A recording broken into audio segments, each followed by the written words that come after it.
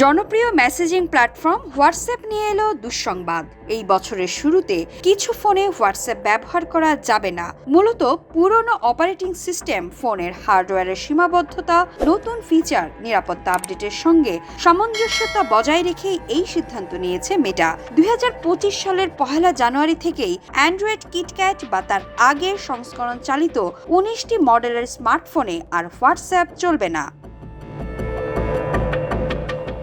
তালিকায় থাকা ডিভাইসগুলোর মধ্যে রয়েছে Samsung Galaxy S3, Sony Xperia Z, LG G2 mini এবং HTC One X এর মতো জনপ্রিয় মডেল।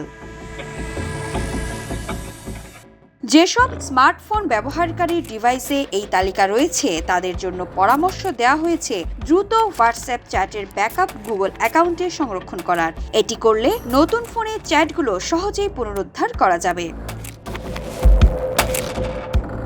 আরও বেশি ইউজার ফ্রেন্ডলি করে তোলার জন্য মাঝে মধ্যেই সমস্ত স্মার্টফোনে আপডেট আসে। এছাড়াও আপডেটে কিছু নতুন ফিচার যুক্ত করা হয়, একইভাবে আবার বাতিলও করা হয়। তবে ফোনের হার্ডওয়্যারের উপর নির্ভর করে যে হ্যান্ডসেটটি কতগুলো আপডেট সাপোর্ট করবে।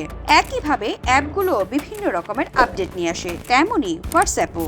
স্বাভাবিকভাবেই একটা সময়ের আগেরকার ফোনে অ্যাপগুলোর লেটেস্ট ভার্সন সাপোর্ট করে না। সেই কারণেই একটা সময়ের পর নির্দিষ্ট কিছু OS ভার্সনের ফোনে কাজ করে না কিছু অ্যাপ।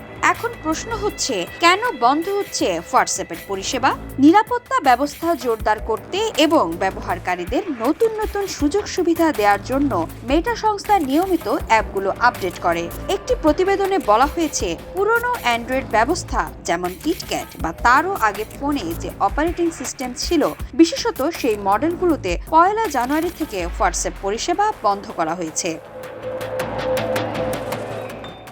বিশেষজ্ঞদের মতে সাধারণত 5 থেকে 6 বছরের মধ্যে প্রযুক্তিগত উন্নতির কারণে পুরনো ডিভাইসগুলোতে অ্যাপ সাপোর্ট বন্ধ হয়ে যায়। তবে যারা তুলনামূলক নতুন স্মার্টফোন ব্যবহার করছেন তাদের আপাতত চিন্তার কোনো কারণ নেই। পুরনো স্মার্টফোনের ব্যবহারকারীদের এই পরিবর্তনের ফলে ফেসবুক ও ইনস্টাগ্রামের মতো মেটার অন্যান্য অ্যাপেও একই সমস্যা দেখা দেওয়ার আশঙ্কা রয়েছে। কাজেই প্রযুক্তিগত উন্নয়ন ধরে রাখতে সময় মতো ডিভাইস আপগ্রেড করা গুরুত্বপূর্ণ। নতুন বছরের শুরুতে এই পরিবর্তন প্রযুক্তি দুনিয়ায় আলোচিত একটি বিষয় হয়ে উঠবে বলে ধারণা করা হচ্ছে।